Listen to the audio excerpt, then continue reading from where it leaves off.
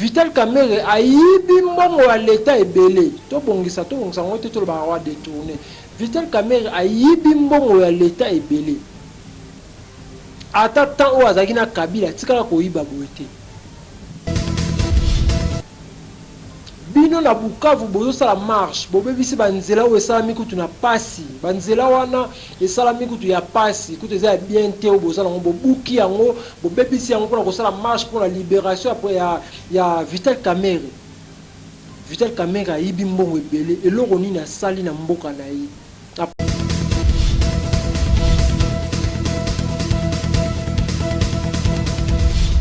Balobi, abonnez-vous massivement. Kin Elengi TV, Yangonde Makam. Kin Elengi TV.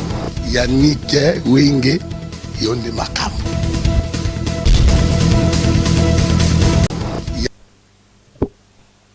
Merci beaucoup, mesdames, demoiselles et messieurs, amis fidèles téléspectateurs de la 3xW.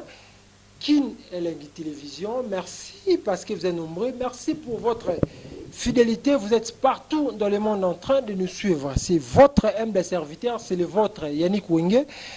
Moto Atona Nakati na Kibonzambe, mesdames, demoiselles et messieurs, c'est votre émission 100% Congo, présentée par votre humble serviteur Yannick Wenge. Nazan de Gonabino congolais, Naza Moto Naya Kapoto Sola Mambo Itali Mboka la Bino Congo, Mboka na Biso, pardon. Naza, je suis ici à la foule du site, mesdames, demoiselles et messieurs, précisément à Johannesburg. Émission Oyo de Tournango Awa, Nakati à foule du sud, Naya Po. Solo la makambu etali mboka na biso Congo. Merci la fidélité bosé belé botala biso partout dans le monde entier. Na pesi mbote na mama Adèle Yombo. Mama ndima ko vana bana ba bwaka ma ba autiste ba trisomie pe Fondation Bendelo. Fondation Bendelo eza fondation na ye pona ko silisa maternité comme gratuit dans le monde entier. En tout cas, émission lelo 100% Congo tosola sur l'arrestation, il y a Vital Kamerhe ndenge bakangi ti lelo Vital Kamerhe aza na prison, il y a makala, mesdames, demoiselles et messieurs, il y a onde to sola moi les solo na kati ya émission oyo, mesdames, demoiselles et messieurs, to ko sola pe coup d'état oyo Tambo Mwamba alingaka beta président Fachi. Mesdames, demoiselles et messieurs, lelo kozwa pouvoir ya président Fachi to mone a bungisi bandeko belé pe a bungisi ba proche na ye mingi ezoke na coronavirus mibale ke na coronavirus moko accident moko incendie o salamaki crash o salamaki to yeba suite ya crash wana te. Président Fachi aza na komba makasi place azawana mutu wa liboso azana ko combattre président Fachi ezaki Vital Kamerhe lelo et monani bat baleka ba télévision ko kabola libala INC na IDPS to finga ba combattant bat baloba mais ezaki likambo ya temps. Vital Kamerhe azamona musala toujours ya Kabila aya epa ya président Fachi pona ko déstabiliser pouvoir na ye malgré ne mtaela ki cop. Vital Kamerhe ayana ba caméraman ba photographe na présidence. Donc le rôle a hier une évolution ba roi hier comme vice président. Ceux qui va filmer mes images, faut y azala wana. Faut pas avoir un gros plan, va avoir plan ensemble, yena président Fachi.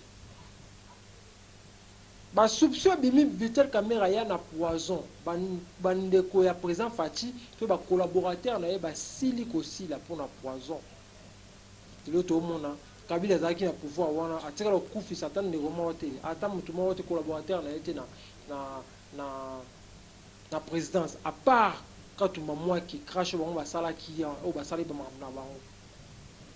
Mais lelo président Fachi banaka ko pouvoir na pas même 2 ans déjà plus de 5 personnes au ba kufi entourage na ye. Toki ba soupçon ça ba poison même chose ba le ba coronavirus, je sais pas. Mesdames, demoiselles et messieurs, tokolobela lelo arrestation ya Vital Kamerhe pe tokolobela marche o bandeko na biso ba sala na kati ya Kivu kuna eza mawa comment na congolais bozo bima pe bosenga liberté ya Vital Kamerhe. Vital Kamerhe ayibi mbongo ya l'État ebele. To bongisa ngote to ba wa détourner. Vital Kamerhe ayibi mbongo ya l'État ebele. Ata tant o azaki na Kabila tika ko yiba boete. Bino na Bukavu bozo sala marche, bobebisi banzela o esala mikutu na pasi. Banzela wana esala mikutu ya pasi, kutu eza bien te o bozo ngo bobuki yango, bobebisi yango pour ko sala marche pour la libération après ya Vital Kamerhe. Vital Kamerhe ayibi mbongo ebele eloko nini asali na mboka na ye, na province na ye. Ata prince ya 10 mètres pamba, Vital Kamerhe asala ngo. Vital Kamerhe azwa pouvoir. Ata école moko asala na Bukavu te, Congolais ndibati malalo a déclaré la libération de Vital Kamerhe. En tout cas tous appelés batoueurs mo biso ba Congolais. Na ba teloni esala biso. Azui pouvoir, avec kosombela moi si chaînette cadeau ya anniversaire, chaînette il y a $100,000. Chaînette à diamant, mesdames, demoiselles et messieurs. Ba Congolais bazo souffrir na est batu bazo souffrir, ba maman bazo souffrir. Ok na Kinshasa ka pa mona ba école musu eza bana bavanda na C. Na Vital Kamerhe azo soma mituka cher. Bana na ina kati Afrique ici, je suis ici en Afrique du Sud. Bana na batambola en Lix, ba kara sika, ba vivre na ba dollar, même si to la reine en Afrique du Sud. Mesdames, demoiselles et messieurs. Mbongo wa Congo. Allez le lobby motemi ni bana bobimi, bosenga libération ya Vital Kamerhe. Faut na éviter biso wa Congolais so nzamba sala biso ni. A monza be mavanda du wa Congolais ba ndenge.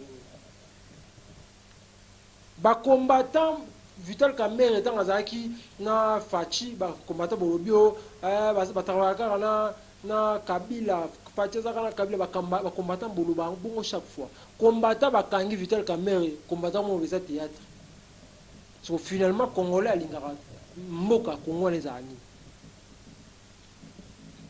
Vital Kamerhe ba ko senga liberté provisoire na ye procureur a rejeté en haut. Parce que 37 millions est belé. Il faut subir nan. Et les comme ça, tout le monde dit Vital Kamerhe a toujours connecté dans les réseaux sociaux malgré ça dans la prison. Mais dit qu'à peine à ta téléphone il appelle bazar na haute, mesdames, mesdemoiselles et messieurs. On a tout cela. En tout cas, bande comme ça qui vous bola mbofu ngono misu botika sentiment nzoto. Tomoni ba neve ya Vital Kamerhe ba dollar ba sakana nango ba neve ba dollar maboki oh peuple congolais a souffrir na ba mbongo ba kisi contre ba coronavirus oh Vital Kamerhe a détourné $100,000 administre ba kisi l'expira au sein de bolingo Congo tous en bolingo Congo te mesdames et messieurs et ça passe mingi pour na ba congolais. Moutounion ce soit qui a pouvoir lukara qui intérêt na yi. Le ministre de la santé azo la télévision que non ba musicien bo sala le moment pour la coronavirus azo loba. Kofi Olomide media répondre mais ça Kofi Olomide ça to repese fortité.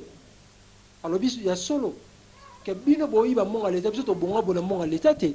O ko be am solo pas la mikete que Kofi bo sala mission bo sala campagne contre virus Ebola.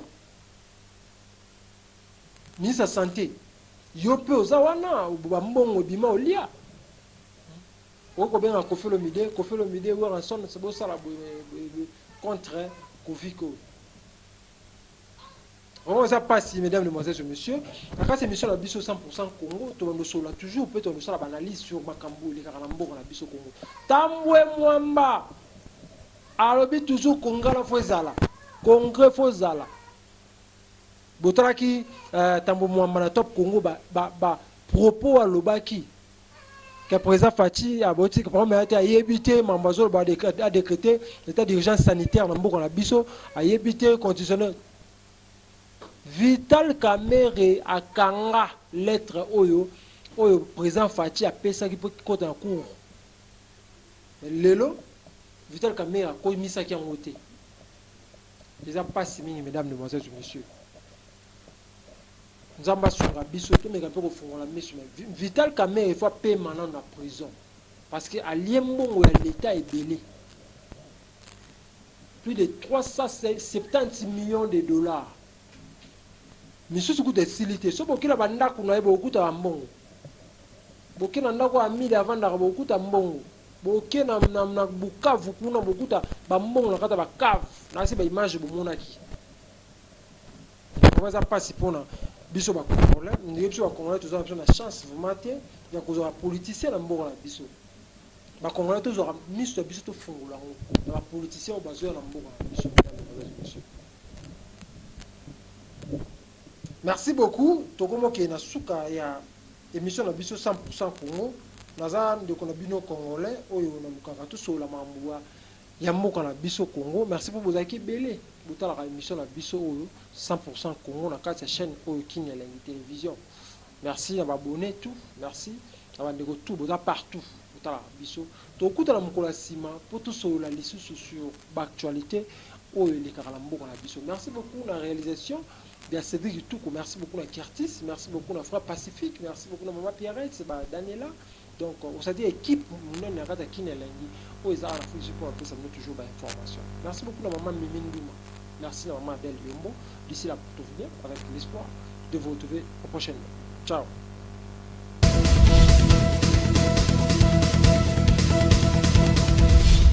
Balobi, abonnez-vous massivement. Kin Elengi TV, yango nde makambo. Kin Elengi TV. Yannick Wenge, yonde makambo.